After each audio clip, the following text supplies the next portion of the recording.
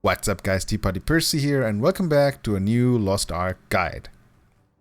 In this video we will talk about Argos Phase 2. As most of you should know, I already made a guide for Argos Phase 1. I assume you already watched it because there will be similar skills. I won't go through all the skills again, which I already explained in my previous video. And by now you should be already used to my guides, so I won't explain every single skill which can be simply dodged by stepping out of a red telegraph on the ground. As mentioned earlier, some of the Phase 1 skills will be slightly upgraded in Phase 2.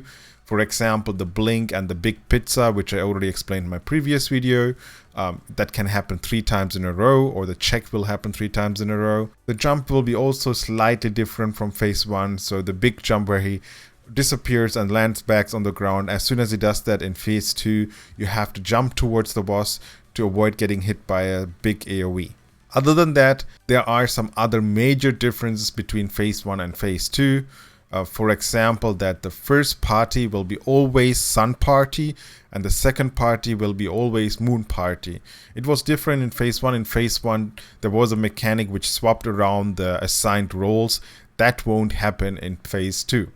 Now that those two roles, the Moon and Sun roles, are fixed to a specific party, it is important to have a proper party setup because of the 2 different mini-bosses which each party needs to face at a certain point.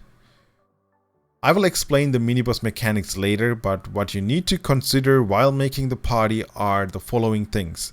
First party, which will be later always the Sun Party, should take destruction bombs and should have decent damage and more agile classes. Second party should take impairment bombs and needs to have a heavy impairment focused team. Before I go into more detailed information, let's talk about the overall structure of Phase 2. Phase 2 can be split into 5 small subphases. First subphase is where you fight with both teams together against Argos.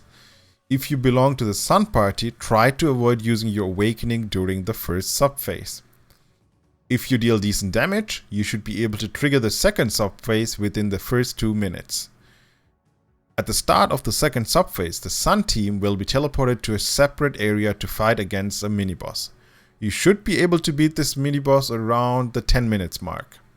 Once the Sun mini-boss is killed, the Sun team will reunite with the Moon team again during the third subphase to fight against Argos. Once enough damage was dealt to Argos during the third subphase, the fourth subphase will follow, in which the Moon party will be teleported to fight against a different mini-boss. Last but not least, after killing the Moon mini-boss, the final subphase will start. If you were able to get most of the team members to survive up to this phase and got around 3 minutes or more left, it should be a clear. So that was the overview of Phase 2 Argos fight. Now, I will focus on second and fourth subphase, which are the most difficult one. The first, third and the last subphase are just about fighting Argos without any special or new mechanics.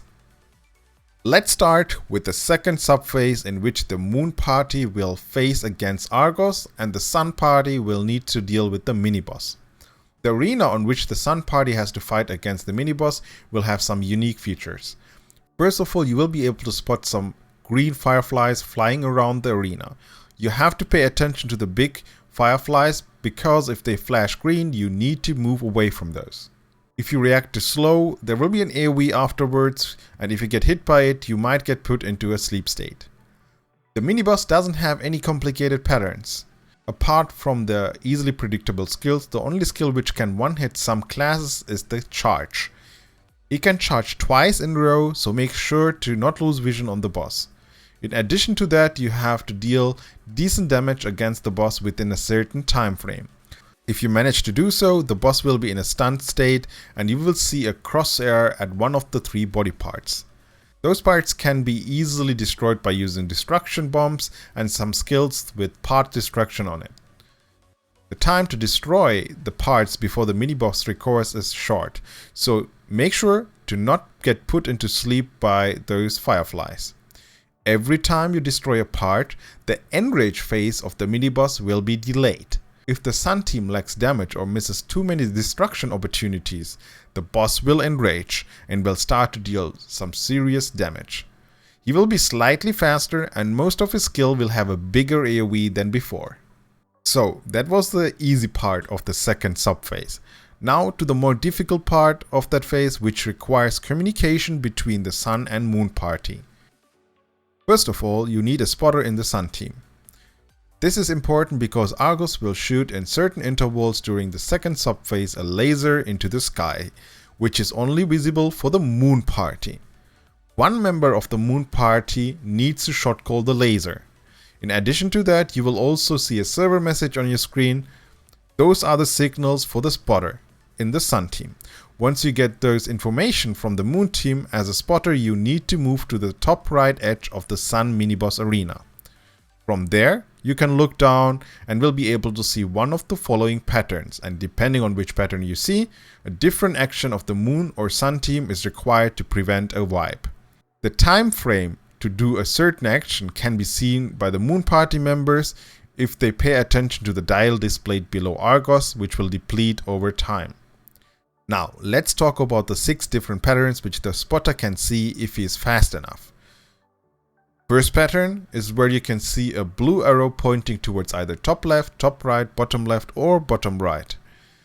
In the example in the background it shows top left, so as the spotter you have to tell the Moon party to fight Argos on the top left corner of the arena.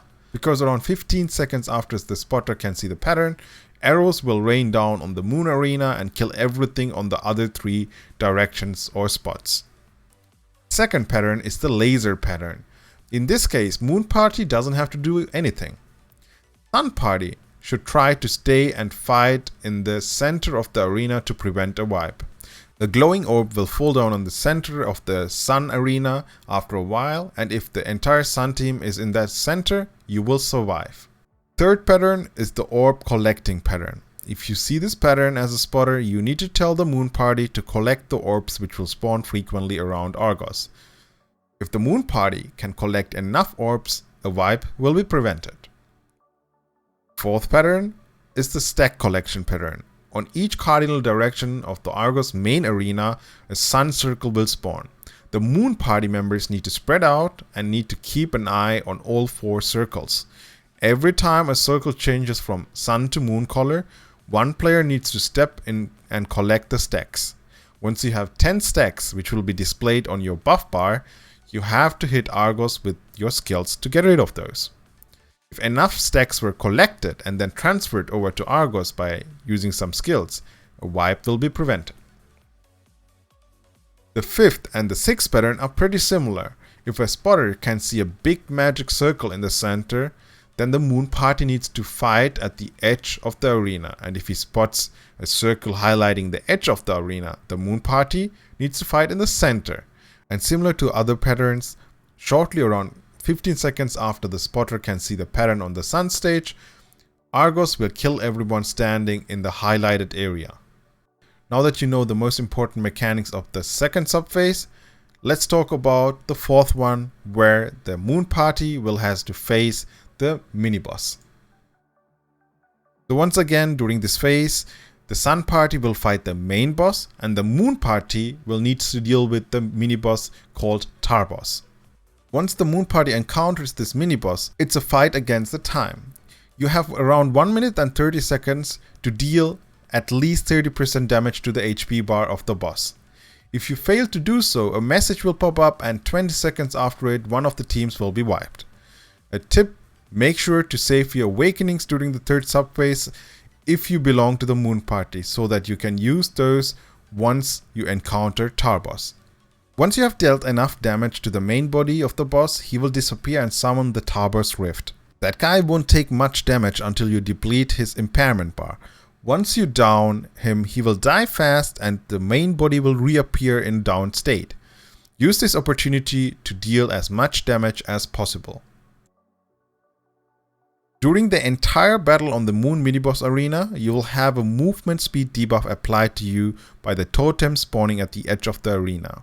You can cleanse the debuff if you have a Soul Master, Holy Knight or Warlord in your party, or you can destroy the totems, or just ignore it and focus on the mini-boss. The highest hitting spell of Tarbos is the Tornado Punch. You can easily dodge it most of the time. But sometimes Turbo spawns 2 totems, which can imprison players hit by their lightning skills. If you get hit by the totems and your teammates can't free you fast enough, the chance of getting hit by the tornado punch will increase. Last but not least, we have the Stonefall mechanics. 4 safe spots, one on each cardinal direction of the mini-boss, will spawn, and each player should try to step into one of those within a few seconds. You can pre-assign those spots before you start phase 2.